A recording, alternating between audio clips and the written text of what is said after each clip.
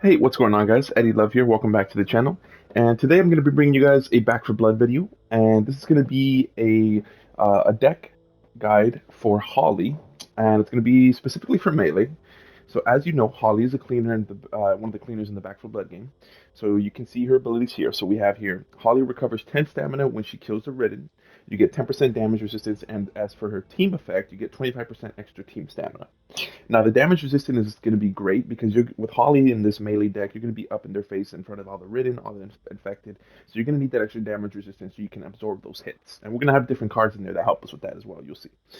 Um, of course, the temp stamina when you kill a Ridden. So every time you use the melee weapon, you do actually use stamina. So it's good to have Holly for this. So that when you get the kills, you actually recover some of that stamina back. So you can keep swinging, keep swinging, keep swinging, and just fucking them up. And of course, we have the extra team stamina, which is going to help with that as well. And this is going to help everybody all around. So with that being said, we're going to go ahead and go into the deck itself. Set up with your campaign decks. And here we have the Holly Melee. So as you know, you can use 15 cards in the deck. And in the order in which you put them actually does matter. And I'll go ahead and try to speak on that. So Breakout is a card where you can hold square to break out of any grab. So if a Stinger grabs you, a Tall Boy grabs you, you get a Sleeper jumps on you, anything. There's a number of things that can incapacitate you when they grab you or get you stuck somewhere, and you cannot be freed um, unless you have the Breakout card, unless you play as Evangelo, because he has one of his core abilities that has the Breakout already built into his character, or unless a teammate frees you. Now, those are a lot of variables. When you rely on teammates only, it's a good if if you trust your teammates, of course, that's perfectly okay. But there's too many variables that are going on. So I think Breakout is a great card. It's a crutch perk, like it's a crutch card for me. I use it on every single deck on every cleaner. Um, Next, we're actually going to go with Bomb Squad. I'm sure a lot of you are thinking, whoa, Bomb Squad, this is the melee build. Yes. So with Bomb Squad, the reason I choose Bomb Squad is for basically it's going to be for tall boys. Um, and because we're going to be doing melee, this one is mostly centered around the common ridden, the common infected. We're going to be just annihilating those. But we're going to need some extra DPS to get rid of the tall boys because we're not going to really have that much damage. So this is where Bomb Squad comes in. So you're going to want to carry a nade with you. You can do the Pyro Molotov if you want, but I find Bomb Squad explosives to be a little bit better in my opinion. So you can take Bomb Squad, just have a grenade on you. If there's a tall boy coming up on you, you don't have, you feel like the team can't take it out fast enough, pop a grenade on him. I've been playing a lot of Nightmare recently, and I passed Nightmare already. Bomb Squad is huge. Um, as you know, though, some of the tall boys, depending on the corruption card, they do get extra resistance to explosives. So, that's where Bomb Squad will kick in and help you. So sometimes the nade might not even be enough to kill it, but it's going to definitely weaken it enough for you to finish it off with whatever weapon you're using. I preferably use Holly with a shotgun, any shotgun, and of course a melee weapon.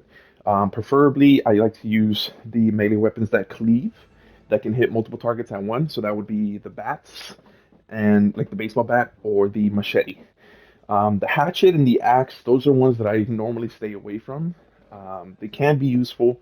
However, I feel like those will be more useful for mutations such as tall boys as well. But that's kind of a separate thing. We're kind of just I don't want to go for those because those are single hit melee weapons, and we want to be able to basically deal with the horde, contain the horde, clear out everything, and that's what this build is going for. Next, we're going for Adrenaline Fueled. Now, Holly's passive ability is where she already gets stamina for each kill, but I gotta be honest with you, I don't think it's enough. I always use Adrenaline Fueled. Now, when you kill an enemy, you gain 7 stamina over 7 seconds, stacking up to 5 times. This is amazing, okay? Because it stacks up with the Holly thing, and it's, straight to the point. Every time you kill a Ridden, you use stamina, but you recover that stamina, okay? So that's gonna be perfect. Next up, we have Batter Up, 40% melee damage and 5% health. Of course, we're doing this for the melee damage. Now, in the beginning, you're not going to have a blue bat. You're not going to have a blue machete. You're going to have the gray shit, or even maybe a green. If you get lucky, you can find a green somewhere. It's still not going to be enough melee damage, especially if you're doing this on Nightmare. If you're playing Veteran, maybe you can work around it, but Batter Up is a go-to choice for me. You get that 40% melee damage pretty much off the bat. You just have it with you. No pun intended, off the bat. But you have that with you, it's ready to go. Next off, I like getting into the heals right away. So we have your Battle Lust, melee kills, heal 2 health. You're going to be up in their face. You're going to be up in their face. You're going to be taking hits. It's going to happen regardless. So we want to make sure you get that healing ability, right? So you can stay alive, right? You want that self, with melee, you want to be able to have some self-sustain, right? You don't always need Doc to come and heal you. You should be able to do that yourself, okay? And to kind of go in partnership with that, we have Face Your Fears. Now, temporary health is hugely underrated in this game, I think. Um, in fact, I'll get to that when we get there. Um, but I only use pain pills or is the only meds I use in this entire game, unless I'm playing Doc with like a healer build. That's the only exception. With other than that, I use pain pills for everything within the game. So we have your Face Your Fears. So gain 2 temporary health whenever you kill a Ridden within 2 meters. Once again, these guys are going to be up in your face. You want to get that healing back because yes, if you time it right, you can actually kill a lot of these Ridden before they can even hit you. But when you get swarmed and you want to beat through that swarm, these 2 Battle Lust and Face Your Fears is what's going to help you with that. Now Vanguard, this is kind of a extra supplementary thing. It's nice to heal your teammates. Like I said, I've taken this into the nightmare mode, and it helps a lot. Plus, this also stacks the 1 temporary health stacks with your Face Your Fear, so you'll be getting 3 temporary health. I like it. I like having that extra temp health. I like being able to sustain my teammates whenever we got a horde. Let's say I'm clearing out a horde and a tallboy walks in, and he smacks everybody in that shed. Well, guess what? Since I was already clearing up the horde, all of my team has a lot of temp health, so they're going to survive that smack. If they didn't have that temp health, who knows? We don't know how much trauma they have. There's a lot of variables to it. So maybe some people won't survive that smack. Some people probably don't have any extra lives on Nightmare. And I mean, that could be the end of the run right there. So Vanguard is going to help with that. Keep you healed up. Keep your teammates healed up as long as you guys stay within a close proximity. That's going to help you. Now, another thing, oops. Another thing we have here is Numb. So that goes with Face Your Fears and Vanguard. You have gain 15% damage resistance while you have temporary health. Like we just said, Vanguard and Face Your Fears are going to be getting that temporary health. Why not get some extra damage resistance while you have that on, right? Every melee kill you get, you're going to be getting temporary health. Why not get the other 15% extra damage resistance? It only makes sense, right? And on top of that, here's where we're going into some more damage resistance. We're going to grab another 15% with Motorcycle Helmet. Like I said, guys, this deck is the melee deck. You're going to be up in the zombie's face the entire time. You want to be able to sustain yourself. So we're going to add some extra damage resistance, okay? So that'll kind of just help keep you alive. Now, Durable is a new addition I had here. Actually don't remember what I had here, but previously. But Durable is amazing. While you're up in their face, right, you're going to be getting hit. That's, like we said, we mentioned with the damage resistance and the temp health. But the thing is, you're going to be getting trauma damage. That's the one thing. Especially if we play on Nightmare, there's always those acid zombies, the charred up zombies. You're going to be getting trauma damage as a melee Holly in Nightmare and in Veteran. Like it's going to happen no matter what. So you want to grab Durable, get that 50%, 15% extra trauma resistance. It's going to do wonders for you, especially if you have a Doc on the team and you add these together. It's going to do wonders for you, believe me. Now, Methhead. Here is where you're going to be swinging. Of course, Methhead adds 40% melee attack speed and 30% melee stamina efficiency. And then your melee attacks no longer stick in tough enemies. So, attack speed, you really feel the difference. Like, you're swinging this shit like you just drank a 5-hour fucking energy and you're going, whoa, whoa, you're swinging it. Believe me with this. The stamina efficiency, that's great. Every time you like, sometimes when you melee, maybe a little bit, your calculations might be a little bit off and you might miss a melee or two. Right? And you don't want to waste that stamina, right? Remember, you want to kill them so you get that adrenaline fuel. But in case you do miss that one or two, that 30% melee stamina efficiency is going to help with that, all right? It's going to help reduce the amount of stamina that you waste when you miss a melee. Now, Berserker, this one, once again, it's a horde cleaner. Clear. You know what I mean? You clear out the hordes with this. You just you literally stand in the middle of the horde and you just annihilate it with this. So you gain 10% melee damage, 10% melee speed, and 5% move speed for each melee kill in the last 4 seconds. I think there is a cap. I don't, I don't take my word for it. I don't know 100%. I'm assuming there's a cap, but that's just an amazing card to have. So when you're in that horde, right? Somebody scared the birds. Somebody shot the snitch. A reeker or a boomer blew up on you, and you got the vomit on you. It's all good. Get in the middle of that crowd and just start swinging. This is gonna keep you. This is just gonna annihilate them.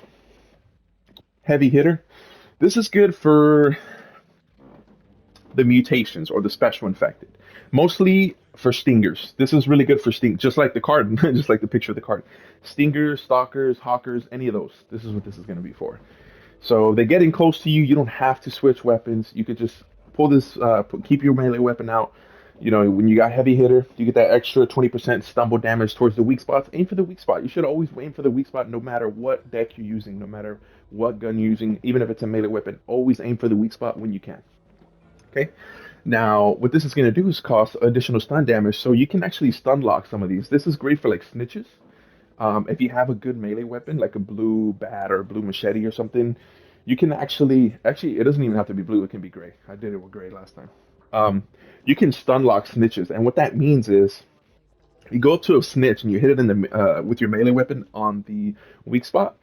As long as you keep hitting it, it'll just stagger and stumble, right?